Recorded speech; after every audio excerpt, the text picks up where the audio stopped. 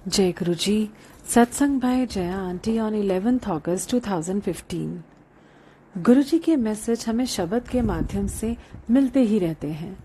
कई बार सुने हुए शब्द से भी अचानक कोई ऐसा मैसेज मिल जाता है कि हैरानी होती है कि आज तक ये समझ क्यों नहीं आया। गुरु जी कहते भी रहे कि हमें बस शब्द सुनने हैं, समझ तो तभी आएगा जब गुरु जी समझाना चाहेंगे। हमारे जैसे संगत जिनको पंजाबी नहीं आती, शब्द को सुनना ही इतना मधुर और पवित्र लगता है जैसे मानो परमात्मा से कनेक्शन हो गया हो।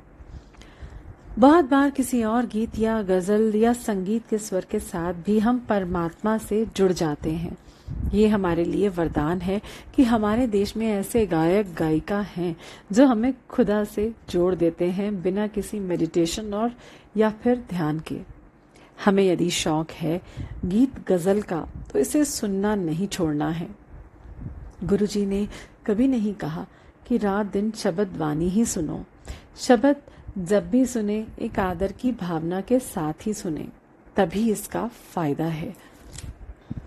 कई घरों में शब्द बजता ही रहता है हर वक्त। यदि हम अशांत हैं, यदि हमारे पास बैठकर सुनने का समय नहीं है, तो ये किसी हद तक सही भी है, क्योंकि पॉजिटिविटी आती है इन वचनों से।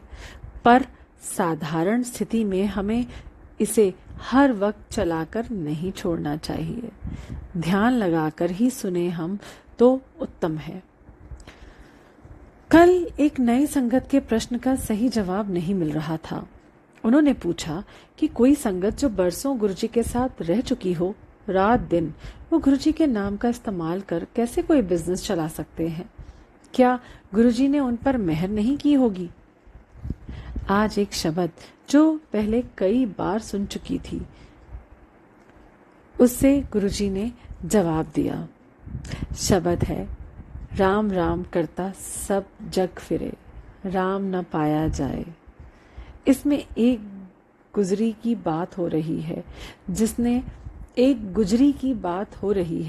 जिसने पंडित जी के कथन की के राम के नाम का जाप कर हम भवसागर से पार उतर सकते हैं को गांठ बांध ली और बहती हुई नदी को पैदल चलकर पार कर गई। पर जब पंडित जी को अपने साथ लेकर गई और पार करने को कहा तो पंडित जी नदी में पहला कदम रखते ही गिर गए, जबकि पंडित जी खुद भी रात दिन नाम जपते थे और लोगों को भी राम नाम जपने को कहा करते थे। पर उन्हें तो न राम पर विश्वास था, न ही राम पर भरोसा कि वो नदी से पार उतारेंगे। यही हाल है उन संगत का जो गुरुजी के साथ रहे तो हैं, पर आज भी उन्हें लगता है कि उनके किए बिना उनका परिवार या उनकी रोजी रोटी चल ही नहीं सकती, और इन सब के लिए ये गुरु संगत पर गलत दबाव भी डालते हैं। इनके जब हम सत्संग सुनते हैं तो गुरुजी के चमत्कारों की अनगिनत मेहर होती है, जिन्हें सुनकर हम संगत का गुरुजी पर भरोसा बढ़ता जाता है। पर इन्हें ही अपने गुरु पर भरोसा नहीं है, नहीं तो अपने गुरु की मेहर बताने के लिए भी ये शर्त नहीं रखते। हम जब इतनी साधारण सी चीज को नहीं समझ पा रहे हैं कि गुरुजी के दर से कोई भी लुट कर नहीं गया, यानी सबको आबाद और खुश रहने की ब्लेसिंग्स मिलती ही है, चाहे उसके कर्म कितने भी खराब हों। गुरुजी धीरे धीरे सहने लायक कर्म कटवाते रहते हैं और हमारी यात्रा भी जारी रहती है। तो पर ब्रह्म ज्ञान तक कैसे पहुंचेंगे? क्या हम अपने बच्चों की किस्मत लिख सकते हैं? नहीं। धन के अंबार पर भी बैठकर वो दुखी रह सकता है यदि उस पर मेहर नहीं है गुरुजी की। फिर क्यों हम उनके लिए उल्टे सीधे काम कर अपने गुरुजी का नाम मलिन करते रहते हैं? हमें यदि साहस नहीं है गलत को गलत कहने का, तो कम से कम गलत को सही कहकर तो संगत को ना भरमाएं। आज भी यदि लग रहा है कि कोई इंसान गुरुजी से बढ़कर हमें दे सकता है, तो बेशक हमें उसके पीछे लग जाना चाहिए। इसका मतलब ये भी है कि आज तक गुरुजी के आसपास रहकर हमने जो भी कमाया वो सब पिछला कर्म ही कट रहा था। इस जन्म के लिए तो हम कुछ ले ही नहीं सके। शुरू से इस बात का डर रहा, जो गुरु दरबार की सजी धजी फोटो हम लगाकर जय गुरु जी लिखवाते हैं, वो हमारी नई संगत को एक गलत दिशा दे देगी। आज जितना भी कह लो, हम संगत के अंदर ये बात बैठ गई कि गुरुजी को तभी बुला सकते हैं जब अपने घर में जब घर सत्संग में हमारी हैसियत ऐसे दरबार की होगी। क्या ये गुरुजी चाहते हैं? गुरुजी खुद गरीबों के घरों में चले जाते हैं उन्हें ब्लेस करने, क्योंकि मंदिर तक आना उनके लिए मुश्किल होता है। ऐसे गुरु को हम अपने पैसे की चमक दमक से कैसे खुश कर सकते हैं?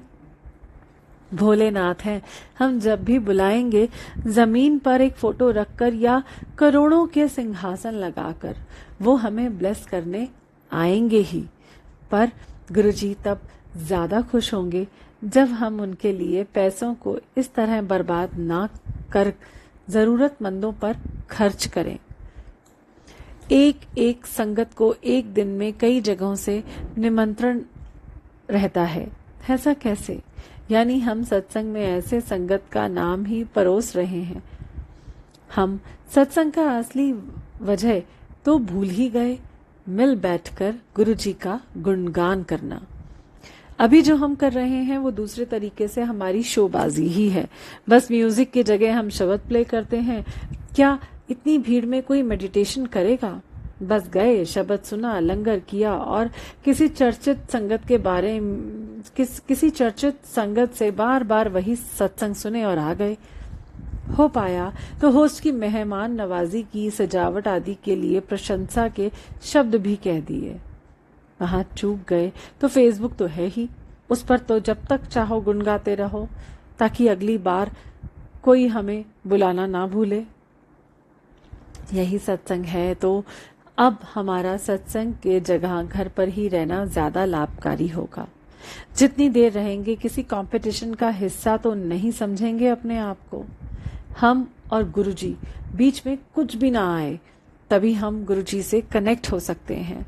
जब तक हम नहीं निकलेंगे इन आडंबरों से, ये गद्दी, ये फूल, ये चोला, ये लॉकेट इत्यादि से, गुरुजी के नाम से व्यापार करने वाले हमेशा मिलते ही रहेंगे। हम भी उतने ही दोषी हैं जितना कि गुरुजी के नाम को इस्तेमाल कर ऊंचे दाम में हमें सुविधा मुहैया कराने वाले। हम सबको गुरुजी ब्लेस करें ताकि हम अपनी हर जिम्मेदारी को एक पवित्रता से निभाएं। जय गुरुजी।